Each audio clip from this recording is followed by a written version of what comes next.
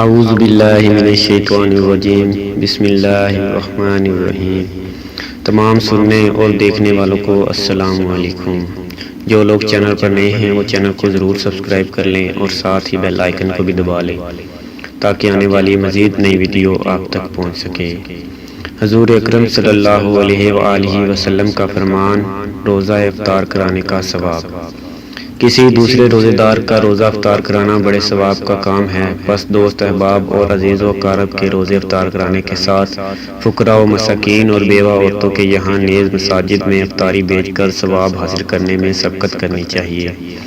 رسول اللہ صلی اللہ علیہ وآلہ وسلم نے فرمایا، جو شخص کسی روزے دار کا روزہ افطار کرائے اسے اس روزے دار کے برابر ثواب ملے گا اور ان کے اجر میں کوئی کمی نہیں ہوگی۔ نیز آپ نے فرمایا، ترجمہ: جس شخص نے کسی روزے دار کا روزہ افطار کرایا تو اس کے گناہ معاف ہو جائیں گے اور وہ دوزخ سے آزاد ہو جائے گا اور اس کو روزے دار کے برابر اجر ملے گا بغیر اس کے کہ روزے دار کے اجر میں کچھ کمی واقع ہو۔ صحابہ نے عرض کیا، اے اللہ کے رسول، ہم میں سے ہر شخص ایسا نہیں ہے جو روزہ افطار کرا سکے۔ آپ نے فرمایا، یہ اجر اللہ پاک ہر اس شخص کو دے گا جو کسی روزے دار کو ایک گھونٹ دودھ یا ایک کھجور یا ایک گھونٹ پانی سے افطار کرا دے، اور جس کسی نے کسی روزے دار کو خوب آسودہ اور سیر کر دیا تو اللہ پاک اس کو میرے حوض کوثر سے اتنا پلائے گا کہ وہ پیاسا نہیں ہوگا یہاں تک کہ جنت میں داخل کر دیا جائے گا۔